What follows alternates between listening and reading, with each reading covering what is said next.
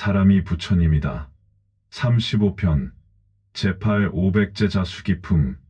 수행이란 번뇌의 정복. 강의 500제자 수기품이란 부르나 니다라니자를 위시하여 500명의 부처님, 제자들이 부처님이라는 수기를 받는다는 내용입니다. 앞에서는 한 사람 한 사람씩 수기를 주고 다시 이 품에서도 부르나와 그리고 교진여를 따로 수기를 주십니다.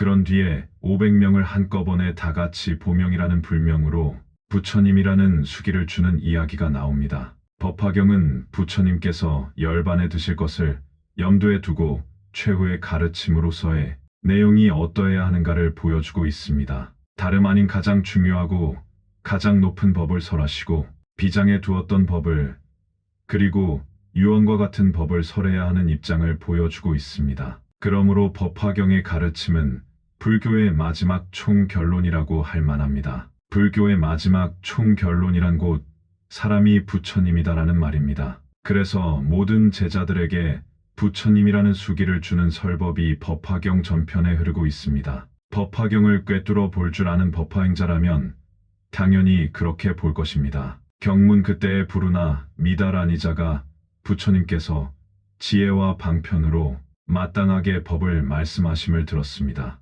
또 여러 큰 제자들에게 최상의 깨달음을 얻으리라는 수기 주심을 들었고 또 지난 세상의 인연을 말씀하심을 들었습니다. 또 부처님들이 크게 자제하신 신통한 힘을 가지었음을 들었습니다. 그래서 이러한 생각을 하였습니다. 세조는 매우 특별하시고 하시는 일이 희유하며 세간의 여러 가지 성품을 따라 방편과 직연으로 법을 말씀하여 가는 곳마다 탐하고 집착함에서 빼내어 주나니 우리는 부처님의 공덕을 이루 다 말할 수 없거니와 오직 부처님 세존께서는 우리의 깊은 마음으로 소원함을 아시리라 라고 하였습니다. 강의 위의 경문에서는 부르나가 부처님께 귀의한 이후 최후로 부처님이라는 수기를 받는 일을 앞두고 그동안 듣고 보고 깨달은 이야기를 간단하게 정리하여 말하고 있습니다. 그리고 인간으로서의 가장 문제가 되는 탐욕과 집착 등의 번뇌를 제거할 수 있었던 것에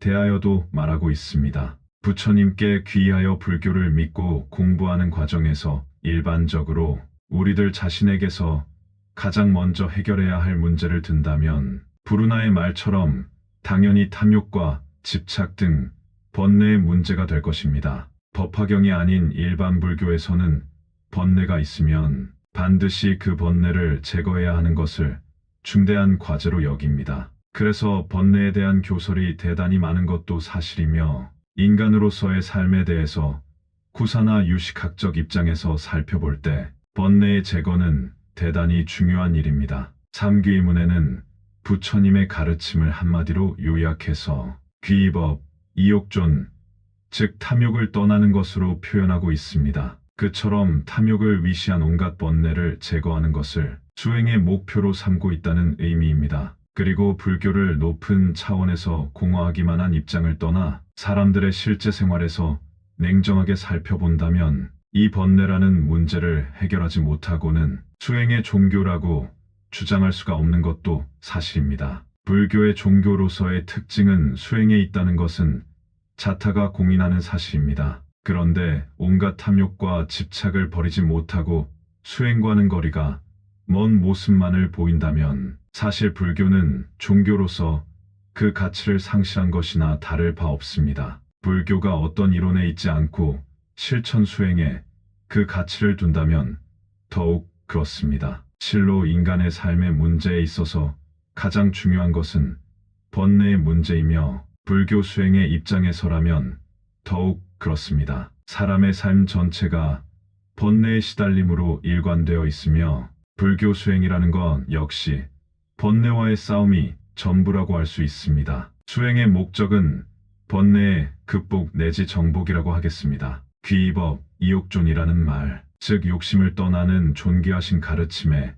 이 몸 바쳐 귀의한다는 것이 그것을 잘 나타내고 있습니다. 무비스님의 법화경 이야기, 사람이 부처님이다. 다음 편, 부처님의 가르침은 욕심을 떠나는 것에서 다시 뵙겠습니다. 오늘도 인연에 감사드립니다.